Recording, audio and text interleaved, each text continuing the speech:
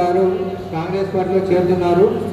వారితో పాటు టీఆర్ఎస్ నుంచి Bandapalli Lakshman, Bandapalli Gautami ward number BSP నుంచి, బండపల్లి బాలయ్య టీఆర్ఎస్ నుంచి, బండపల్లి రాజశేఖర్ టీఆర్ఎస్ నుంచి, భూమకొండ శేఖర్ టీఆర్ఎస్ నుంచి, బండపల్లి లక్ష్మణ్ టీఆర్ఎస్ నుంచి, బండపల్లి రాకేష్ వీరందరూ శ్రీరామపల్లి గ్రామ పంచాయతీ నుంచి కాంగ్రెస్ పార్టీలో చేరుతున్నారు. వారికి ఎమ్మెల్యే మేడిపల్లి సత్యం గారు కండువ కప్పి పార్టీలోకి సాధారణంగా ఆహ్వానిస్తున్నారు.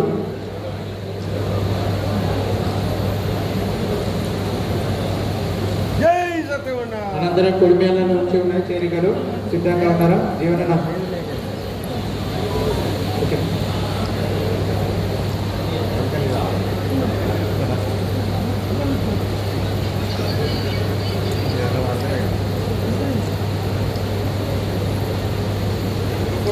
గ్రూప్ ఫోటో ఒకటి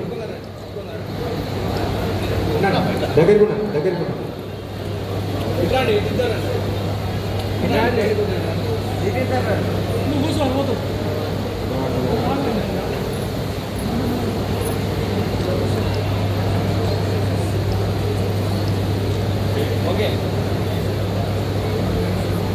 నెక్స్ట్ కొడిమేళ లోకల్ నుంచి, కొడిమేళ టౌన్ నుంచి టీఆర్ఎస్ నుంచి టీఆర్ఎస్ యువజన అసెంబ్లీ వైస్ ప్రెసిడెంట్, టీఆర్ఎస్ యువజన assembly vice president MD Salman గారు కాంగ్రెస్ పార్టీలో చేరుతున్నారు. వారితో పాటు వంశీ, ప్రణీత్, సాయి, మణితేజ, అష్రఫ్, అరుణ్, నవీన్, రాకేష్, అక్షయ్ మరియు వేణు వీరందరూ ఎమ్మెల్యే మేడిపల్లి సత్యవన్న గారి అభివృద్ధి కార్యక్రమాలకు ఆకర్షితులై కాంగ్రెస్ పార్టీ తీర్థం పుచ్చుకుంటున్నారు. వారందరికీ ఎమ్మెల్యే గారు కండువ కప్పి కాంగ్రెస్ పార్టీలోకి ఆహ్వానిస్తున్నారు.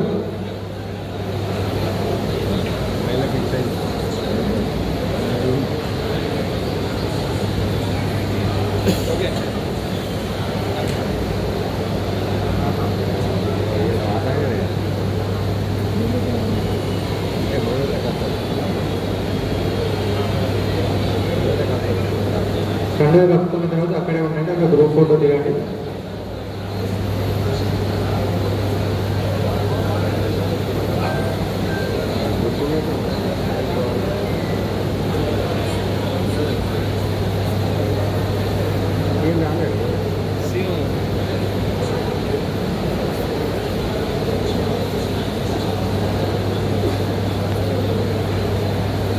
అభివృద్ధికి సహకరించండి. ఏమైనా సలహాలు సూచనలు తీయండి, చేయకపోతే నన్ను ప్రశ్నించండి. నేను చేయడానికి సిద్ధంగా ఉన్నా. మన ముఖ్యమంత్రి రేవంత్ రెడ్డి గారు ఈ నియోజకవర్గానికి అన్ని రకాలుగా సహకరించడానికి సిద్ధంగా ఉన్నారు. గతంలో మీరు 10 ఏళ్ళు మీకు అవకాశం ఇస్తే ఏవి కూడా చేయలేకపోయింది. కొండగట్టుల యాక్సిడెంట్ అయి 65 మంది మన తిమ్మాయిపల్లెలు, రామ్సాగరం, తిరుమలాపురం, హిమ్మత్రావుపేటలు 65 మంది 70 మంది పిట్టలాగా చచ్చిపోతే కనీసం ముఖ్యమంత్రికి మనసు లేదు ఆ రోజు చూడడానికి. అదే మొన్న కొండగట్టులో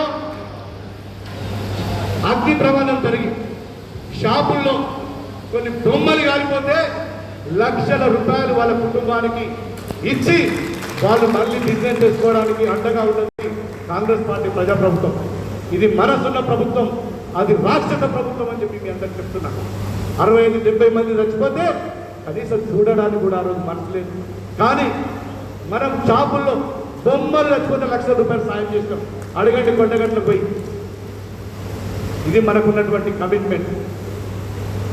ఎప్పుడు కూడా ప్రజల విషయంలో, రైతుల విషయంలో, మా యువకుల విషయంలో ఈ నియోజకవర్గం ప్రజల గురించి ఒక్కడ కూడా రాజీ పడే ప్రసక్తి లేదని చెప్పి మీ అందరికీ తెలుసు. నేను ఆనాడు చెప్పిన ఎమ్మెల్యేగా మీరు గెలిపిస్తే ఒక నాయకుడిగా తర్పం కొట్టకుండా మీ ఇంట్లో ఒక పెద్ద కొడుకుగా, మీకు ఒక సోదరుడిగా అండగా ఉంటానని చెప్పిన అదేవిధంగా ఎవరికి ఏ ఆపద వచ్చినా నాకు తోచిన విధంగా వాళ్ళకి అండగా ఉంటున్నా. ఇంకా భవిష్యత్తులో కూడా నా వయసు 45 ఏళ్ళు, ఇంకా 30 సంవత్సరాలు రాజకీయాల్లో ఉంటుంది. ఇంకా 30 సంవత్సరాలు రాజకీయాలు ఉంటాయి.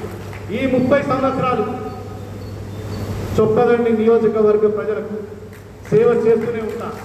నా చివరి రక్త బొట్టు వరకు, నా చివరి ఊపిరి వరకు. మీరు ఎన్ని కుట్రలు చేస్తున్నారో తెలుసు, మీరు ఎన్ని కుతంత్రాలు పడుతున్నారో తెలుసు. నేను మొన్న చొప్పదండి ప్రజలకు మొదటి కంటే ఈసారి కాంగ్రెస్ పార్టీకి ఇక్కడ రెట్టింపు మెజారిటీ ఇవ్వబోతున్నారు. మీ కుట్రలన్నీ తెలుసు, మీరు ఏం చేస్తారో తెలుసు. అవన్నింటినీ కూడా చొప్పదండి ప్రజలు గమనిస్తున్నారు. మీకు సరైన సమయంలో ఏ విధంగా బుద్ధి చెప్పాలో ఆ విధంగా బుద్ధి చెప్తాం. మేము వచ్చింది 2.5 సంవత్సరాలు. గంగావరకు డిగ్రీ కాలేజ్ తెచ్చినాం, చొప్పదంలో ఇంటిగ్రేటెడ్ రెసిడెన్షియల్ స్కూల్ తెచ్చినాం, రామడుగుల ఆ తిరుపతి చెప్పగానే అడ్వాన్స్ ట్రైనింగ్ సెంటర్ పెట్టినాం, కొడిమేల మండల హెడ్ క్వార్టర్లో తెలంగాణ పబ్లిక్ స్కూల్ తెచ్చినాం, కొండగట్టు దేవాలయానికి ఏపీ ప్రభుత్వంతో కొట్లాడి మాట్లాడి 35 కోట్లు రిలీజ్ చేసినాం, నారాయణపూర్ రిజర్వాయర్కి 23.5 కోట్ల ల్యాండ్ ఎక్విజిషన్ నిధులు ఇప్పించినాం, బోయిన్పల్లికి మినీ స్టేడియం శాంక్షన్ చేయించాం. 10 ఏళ్ళలో మీరు ఏం చేశారో చెప్పండి. మొన్న కేంద్ర మంత్రి బండి సంజయ్ గారి దగ్గరికి వెళ్ళి ఢిల్లీకి వెళ్ళినప్పుడు నితిన్ గడ్కరీ కలిసి కరీంనగర్ నుంచి జగిత్యాల రహదారి రద్దీగా ఉంది, అనేక మంది మా సోదరులు సోదరిమణులు నిత్యం యాక్సిడెంట్ అవుతున్నాయి, అనేక మంది చనిపోతున్నారని చెప్పగానే సంజయ్ కుమార్ గారు నితిన్ గడ్కరీ గారికి నన్ను వెంట పెట్టుకుపోయి మా ఎమ్మెల్యే గారు వచ్చిండు, మా ఎమ్మెల్యే గారు వాళ్ళకి మాట ఇచ్చిండు ఈ రోడ్డు సాక్ష్యం చేయాలని చెప్పారు. కానీ ఇలా మన కేంద్ర క్యాబినెట్లో దానికి సంబంధించినటువంటి నిధులు మంజూరు చేసి తొందరలో ఆ రోడ్డు కూడా national highway Karimnagar to Jagtial NH 563 కూడా తొందరలోనే మనం ప్రారంభించుకోబోతున్నాం.